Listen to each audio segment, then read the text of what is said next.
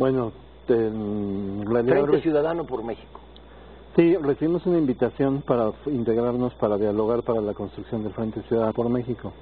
La suscribió Alejandra Barrales, la presidenta del PRD, a nombre de los partidos promotores, y en función de eso, y una vez que me autorizó mi Consejo Nacional, les respondimos nuestra disposición a participar en el Frente Ciudadano por México a partir de dialogar sobre 3 propuestas. La primera era una agenda compartida para un proyecto de nación. Esto es ponernos de acuerdo en los temas, las posiciones que después se convertirían en plataforma electoral, programa de gobierno y políticas públicas. ¿Por qué? Pues porque hay contradicciones entre distintas fuerzas políticas. El PAN apoyó la reforma energética que el PRD combatió. Sí. El PRD apoyó la reforma fiscal que el PAN combatió.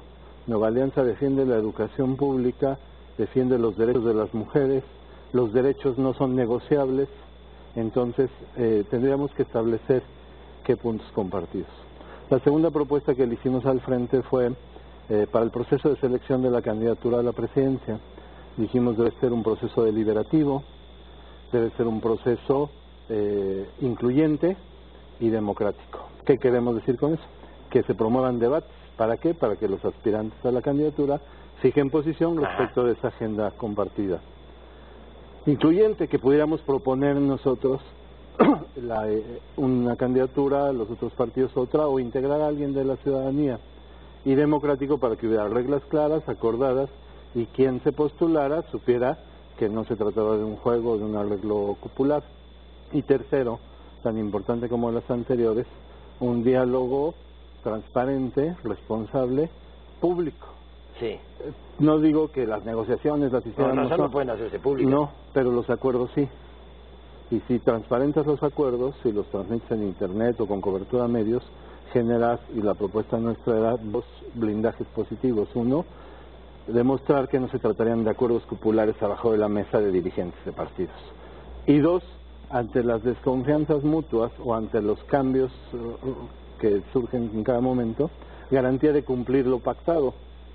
Entonces, si el PRD va a renovar su dirigencia nacional, que la nueva dirigencia cumpla lo que se comprometieron, que si Acción Nacional se comprometió a algo, en fin, generar costo social al incumplimiento de los acuerdos. ¿Qué pasó? A pesar de que sostuve diálogo con los dirigentes nacionales, con Ricardo Anaya, con Dante Delgado, con Alejandra Barrales, con otros dirigentes de esos propios partidos, 6, 7 del PRD, 2 de Acción Nacional, 1 del MC, nunca obtuvimos una respuesta a estas propuestas, ni siquiera nada que pudiera formalizar. No podíamos estar secuestrados de decisiones. ¿Por qué se dio esto? Por las resistencias que encontramos. ¿Qué tipo de resistencias encontraron? ¿De parte de quiénes? En Acción Nacional principalmente la resistencia al proceso democrático para la selección de la candidatura. ¿Por qué razón? En principio por una desconfianza natural de que pensaría Ricardo que nosotros íbamos a apoyar al PRD. No, al exgobernador de Puebla, a Rafael Moreno Valle. Entonces dijimos, nosotros, Nueva Alianza, no puede tener precandidatos en otro partido, en ninguno. Tenemos nuestros precandidatos. Mi intención era plantearle y proponerle a Gabriel Cuadri si quería participar en un proceso que tuviera reglas claras. Sí. Eso es el motivo principal. Manifestaron varios motivos adicionales. Uno de ellos es la posibilidad de que hubiera una intervención externa en un proceso democrático. Y también llegué a plantear, pues tenemos antídotos, hay distintas formas para evitar las manos, para que haya manos fuera del proceso interno. Y en el caso del MC, la principal resistencia, la esbozada era la desconfianza. Pero la real es que el MC no incorpora al frente su participación en Jalisco. ¿Qué significa esto? Para que MC, Movimiento Ciudadano, el Partido de Dante. El Partido de Dante. El Movimiento Ciudadano de Dante, el 30% de su votación nacional está en Jalisco. Sí. Y saca de la ecuación a Jalisco. Jalisco no va en el frente. ¿Y por qué? Es natural y es comprensible porque de ahí depende su votación para el registro. Entonces, el resto de su participación es para obtener posiciones. Ya lo entendí. Entonces, su capital político no lo pone al frente.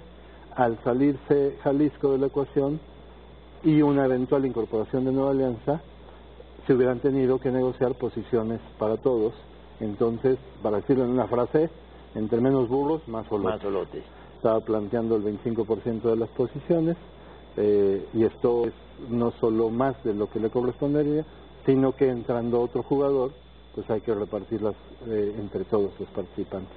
Esas son las principales resistencias, que nunca estuvieron expresadas formalmente, que estábamos dispuestos. Nosotros no pusimos condiciones, planteamos propuestas para discutirlas formalmente y no tuvimos la respuesta para ello. ¿Y no eran ustedes un poco convidados de piedra por precisamente el miedo que, o la preocupación, no miedo, la preocupación de que fueran a apoyar a Rafael Moreno Valle, que expresó en alguna medida Ricardo Anaya? Los invitaron porque había que invitarlos. ¿No te sentiste así? Nos invitaron en el planteado por ellos en el análisis de cómo Nueva Alianza puede hacer la diferencia. Lo hicimos en el 2006. La participación de Nueva Alianza puede ser diferencia cuantitativa, aspiramos a hacer diferencia cualitativa. Sí. ¿Por qué cualitativa? Porque vamos a tratar de elevar el nivel del debate, vamos a proponer temas, vamos a plantear propuestas para ver si salimos de la discusión de aventarnos lodo, para preguntarnos y responder qué es lo que necesita México frente al siguiente sexenio. Pero es muy inteligente tu pregunta. ¿Por qué? Porque mientras estábamos en diálogos informales, ellos continuaban tomando decisiones. Entonces íbamos a estar sujetos a hechos consumados, no se definían reglas de diálogo transparente. ¿Qué hay que hacer? Actuar con responsabilidad. ¿Qué hay que hacer? Actuar con transparencia.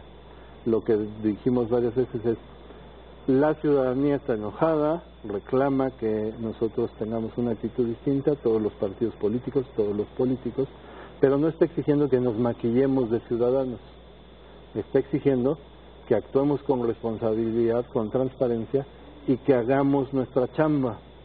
Y eso era lo que planteamos al frente. Entonces, esta situación fue lo que nos llevó a plantear por escrito, de manera formal, que Nueva Alianza decidía retirarse del diálogo para construir el Frente Ciudadano por México. ¿Y nunca lo platicaste así tete a tete con Barrales, por ejemplo, que es una persona muy accesible? Con Barrales, con Ricardo, con Dante. Alejandra nos planteó, y otros dirigentes de su partido, de las distintas expresiones, la disposición del PRD a hablar de los tres temas. Con ellos hubo una aceptación a hablar de los tres temas. Había escepticismo sobre el método de elección, pero escepticismo que no se podía resolver con propuestas y contrapropuestas. Sí, hablé con Alejandro Barrales en más de una ocasión y siempre encontramos disposición por parte de ellos. Sí, pero no se llegó al acuerdo. ¿Y entonces qué va a hacer ahora el PANAL? ¿Van con el PRI o de qué depende? ¿O van solos? ¿Es cuadri? Cuéntanos un poco. Bueno, en todo el momento nos hemos preparado para contender solos. Sí. Lo hemos declarado, lo dijimos en la misma mesa del Frente Ciudadano. En la misma carta que les decimos, manifestamos nuestra disposición para hablar con el propio Frente de manera bilateral, no como parte integrante, o con algunos de sus promotores para elecciones locales. Hay que recordar que hay más de 30 elecciones, 9 de gubernatura. Entonces, la disposición para hablar con ellos. La disposición, ahí mismo lo decimos, para hablar con cualquier otra fuerza política a la que le tendríamos que plantear lo mismo que pedimos al frente: ponernos de acuerdo en programa, ponernos de acuerdo en método, ponernos de acuerdo en la forma del diálogo, pero hoy, a esta hora, no hemos hablado con ninguna otra fuerza política. ¿Y cómo ven la posibilidad de ir con el PRI? Ahora que el PRI ya sacó un precandidato fuerte, apoyado por todos sus sectores, que es José Antonio Meade, un ciudadano. Cosa curiosa, que el PRI, el partido más ortodoxo, con más nomenclatura y más camisas de fuerza, sea el que saque un candidato ciudadano. En efecto, este es un candidato ciudadano, así lo plantean sus discursos, así lo construyeron, así hicieron la reforma estatutaria. Creo que ha sido un proceso a partir de la lectura que están haciendo de la propia realidad. Nosotros tuvimos en 2012 un candidato ciudadano, que fue Gabriel Cuadri, creemos que eso le dio un impulso a lo que después fueron las candidaturas independientes. En Nueva Alianza no estamos cerrados, siempre y cuando pensemos en qué necesita México, pero también en Nueva Alianza lo que hacemos es esperar a que toque nuestra puerta, y hoy no hemos hablado con ninguna fuerza política. Y necesitamos, por supuesto, el plantear compromisos concretos sobre qué le conviene a la ciudadanía en cualquier tipo de alianza o coalición. Las coaliciones no deben ser que ganan los partidos que se juntan. Las coaliciones deben ser qué oferta surge que se convierta en acciones concretas de gobierno y de agenda legislativa. Sí. Oye, ¿ustedes están enojados, están sentidos con el PRI? Me da la impresión de que algo se rompió entre ustedes dos hace poco. Pablo, contigo y con tu auditorio hay que hablar la neta. Sí. Y la neta es que nosotros con las personas tenemos un trato totalmente respetuoso y amistoso de los distintos partidos políticos. En efecto, hemos tenido diferencias en posiciones en la Cámara de Diputados con el PRI en relación a dos temas fundamentales, o tres. Uno es el que tiene que ver con el presupuesto del financiamiento público de los partidos. Sí. Nosotros decimos debe reducirse. Sí. Nosotros decimos, pero además debe bajar los gastos de campaña. Sí. Estamos reduciendo los topes de los gastos de campaña, pero debe mantenerse desde nuestro punto de vista el predominio del financiamiento público respecto del privado. Sí, claro. Porque es el que es fiscalizable. Porque si lo eliminas, lo que vamos a tener que hacer es cambiar las circunscripciones, tener la circunscripción del cártel del Golfo, la circunscripción de las transnacionales farmacéuticas, en lugar de la posibilidad de fiscalizar el origen del recurso. Sí. Cuando el financiamiento es privado, el legítimo y el legal es de simpatizantes o militantes. Pero si no, es de desvío de gobiernos, del color que sea, o de delincuentes de cuello blanco o de cuello negro. Entonces hay que bajar los gastos de campaña, pero mantener la vigilancia y la fiscalización. Y esa es una diferencia sobre la que se puede hablar y se pueden construir. Otra diferencia tiene que ver con la representación de las minorías en el Congreso. Otra diferencia tiene que ver con la ley de objeción de conciencia que se aprobó en la Cámara de Diputados. Objeción de conciencia en el Sistema Nacional de Salud. ¿Qué significa eso? Significa que en el servicio de salud pública un médico podría negarse a otorgar un servicio por un factor religioso, moral, un factor de conciencia. Un factor de conciencia, lo cual se admite en un hospital privado, pero en un espacio de sanidad pública no puede ser permitido. Tienes que cumplir para salvar una vida o para tomar decisiones o para una muerte digna, en fin, todo lo que la legislación y el servicio público debe garantizar. El laicismo, y si se abre esa puerta, después la van a querer abrir para otros espacios. En fin, si hay diferencias, las diferencias siempre se pueden hablar y siempre se pueden construir consensos. Es una discusión de fondo que nos daría para un largo segmento del programa, pero te quiero hacer dos preguntas o una pregunta rápida. En la capital, en la Ciudad de México, ¿ustedes apoyarían a Claudia Sheinbaum? No, por la siguiente razón, y no voy a referirme a Claudia en particular, sino a la fuerza política que la va a proponer como candidata. Qué bueno que Morena participa legalmente, qué bueno que participan en un proceso institucional, eso lo debemos celebrar. Es mejor que se participe democrática y legalmente a que se participe fuera de las instituciones. Sin embargo, no tenemos coincidencias en parte de la plataforma y sobre todo en parte de sus aliados. Ellos han suscrito convenio con la Coordinadora Nacional de Trabajadores de la Educación. Esto es con la parte que suspende clases y en los estados donde más bajos están los niveles educativos. Ellos eligieron antes que ellos.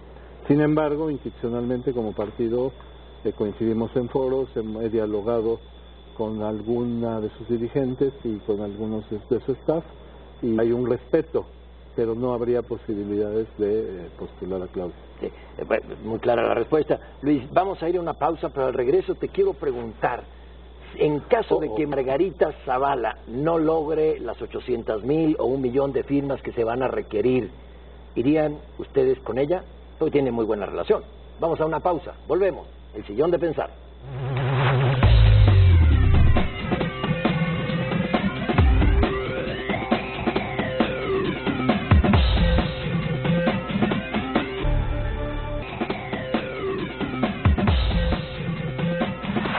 Volvemos en el sillón de pensar con Luis Castro, el presidente del Partido Nueva Alianza, el PANAL. Luis, si Margarita no logra el 1,000,000 de firmas, ya hay miles de trabas para los independientes, pero bueno, es la primera vez, se entiende, aunque luego hay que corregirlo. ¿Ustedes le ofrecerían la postulación por el PANAL? Te haría dos reflexiones y respondo con claridad. La primera reflexión es la figura de los independientes. En efecto, las trabas las pusieron los legisladores, pero es un gran avance que pueda haber estas candidaturas. Sí. Es una apertura. ¿Y por qué existen las figuras de los candidatos independientes? Porque los partidos políticos no hemos sabido procesar la selección de los candidatos. Para elegir a los mejores candidatos o las mejores candidatas necesitas un proceso interno. Cuando estos se cierran es cuando comienzan a surgir las figuras de los independientes. Queremos creer que Nueva Alianza contribuyó cuando postulamos a Cuadri como candidato ciudadano.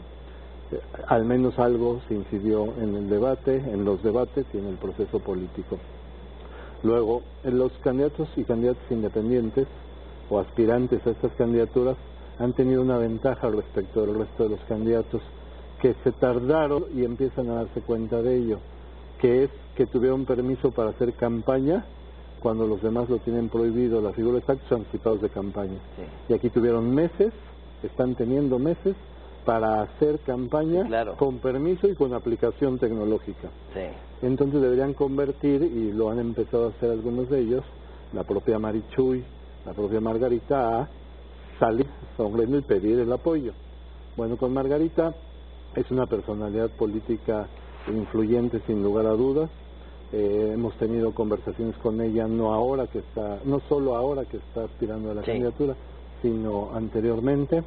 He conversado con ella, está focalizada en conseguir las firmas, no me planteó en ningún momento este escenario que propones, y yo te diría, es imposible esperarla. Nosotros tenemos un proceso interno, se tienen que definir si vamos en coalición o solos en este mismo mes de diciembre, y ya estaremos en pre-campaña seguramente en el momento en que sepan si o no alcanza las firmas.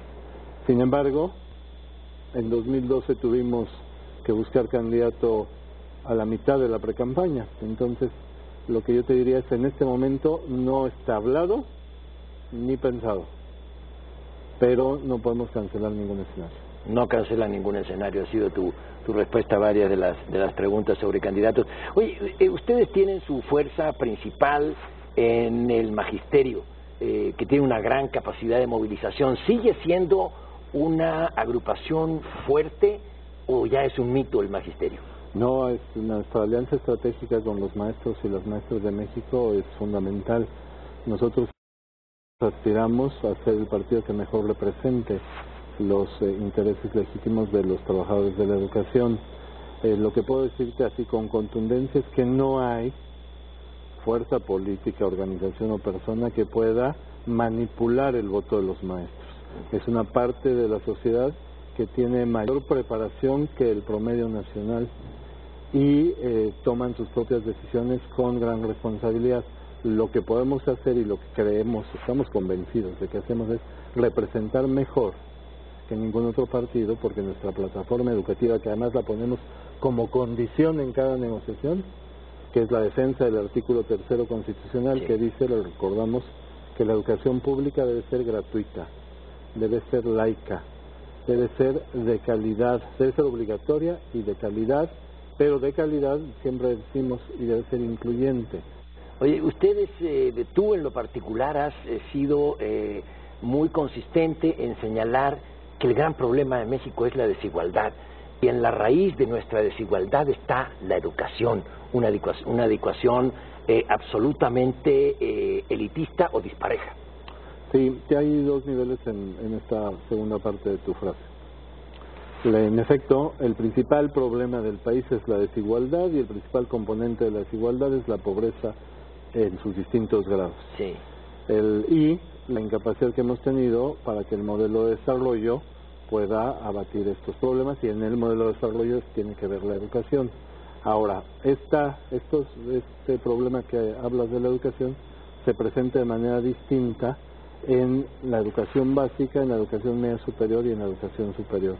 Donde hay muchísimo mayor elitismo es en la educación superior. Y en la educación básica, déjame decirte un dato importantísimo. El 92% de la matrícula de educación básica es pública. El 8% es la matrícula de educación básica privada. Pero tenemos estados, por poner un ejemplo, Michoacán, que me viene a la memoria, donde el 25% de la educación básica es privada. ¿Por qué razón? La suspensión de clases, por los paros, sí, y porque habiendo recursos, prefieren los padres de familia, con cierta razón, decir, aunque sea una escuela patito, aunque sea una escuela garage, pero ahí tengo a mis chavitos, en tanto me voy a trabajar, a conseguir la papa y a esto. Es uno de los grandes daños que le ha hecho la coordinadora al país, a la gente más humilde. Sin lugar a dudas. Es uno de los... Y confluye, además, donde este radicalismo confluye con aquellos que desean favorecer ese espacio de escuelas particulares que no necesariamente son de calidad, sino son escuela negocio. ¿Por eso ustedes no van con Morena también, por la alianza que tienen con la gente? Exactamente, ese es el principal motivo, en donde además ellos decidieron. Sí. Firmaron un convenio, tienen diputados en Oaxaca, esa es la principal razón. Oye, en el tema de la desigualdad, de la educación, también algo ha fallado muy grande en la educación en el país, porque independientemente de la reforma educativa, que dará sus frutos, que ya los comienza a dar en algunos casos, pero va a tardar, para que surjan generaciones de mexicanos capaces de cometer las crueldades que estamos viendo cuando descabezan, cuando descuartizan, suben a YouTube a las víctimas, a los torturados. Tanta crueldad no la habíamos visto en México. ¿No será también parte de fallas en el sistema educativo? Es mucho más complejo el problema, pero es muy importante tu planteamiento. No le podemos pedir a la escuela lo que no dan la familia y la sociedad. Sí. Todo es complementario e integral. Y nuestro nivel de exposición a la violencia es mucho mayor.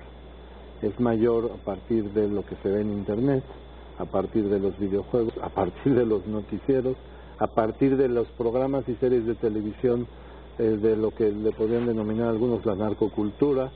Entonces sí se genera, pero yo creo que es un déficit más que de la educación, de dos procesos que no han rendido cuentas. Uno es el modelo de desarrollo económico y otro es la democracia. ¿Por qué hay tal crisis de credibilidad en las instituciones? ¿Por qué la democracia no es tan aceptada como debería serlo? ¿O por qué surgen populismos o soluciones simplistas, populismos de izquierdas o de derechas? Hay una descomposición de la sociedad también, y eso no es por la desigualdad. Hace 30 años éramos más desiguales, o hace 25 años éramos más desiguales. Hay un déficit importantísimo que no he mencionado y que no está en la agenda de los otros partidos políticos, que es la política cultural. Sí. La política cultural es una posibilidad de potencia para la vida armónica y para las expectativas que te alejen de esa propensión que podría haber para ser captado por la violencia, para reducir hasta esas posibilidades aspiracionales de, si no puedo triunfar en un trabajo que consiga o estudiando, me voy por una salida fácil o atractiva que puede ser la que da el protagonismo de la delincuencia organizada. Y creo que a lo que señala, tiene razón, le agregaría que no hemos desarrollado una política cultural de Estado que influya en esta conformación de valores, expectativas y hasta actividades lúdicas. Una última pregunta, no puedo cerrar el programa sin hacértela. ¿Dónde vamos a ver a Nueva Alianza dentro de 3 meses? ¿Con quién? Lo vamos a ver generando la campaña con más propuestas, tratando de llevar las causas sociales y tratando de definir, y nosotros creo que vamos a ser el factor de definición para construir un México en el 2018 en el que nos subamos a un tren de alta velocidad. El dilema, ahorita hay 2 proyectos de nación enfrente, es nos subimos a un tren de alta velocidad para que tengamos un México próspero, un México seguro, un México educado, un México con desarrollo sustentable, o nos subimos a una locomotora de vapor que vaya en contra del sentido de la historia como foto de Casasola, bonita pero del siglo pasado. Muchas gracias, Luis. Pablo, como siempre, encantado por estar aquí. Es importante pensar y repensar contigo, que nos obligas a ello. Muy grato que estés aquí. Luis Castro, el presidente del Partido Nueva Alianza, aquí en el Sillón de Pensar, a quien le damos las gracias por acompañarnos y muchas gracias a usted por estar con nosotros. Nos vemos en la próxima.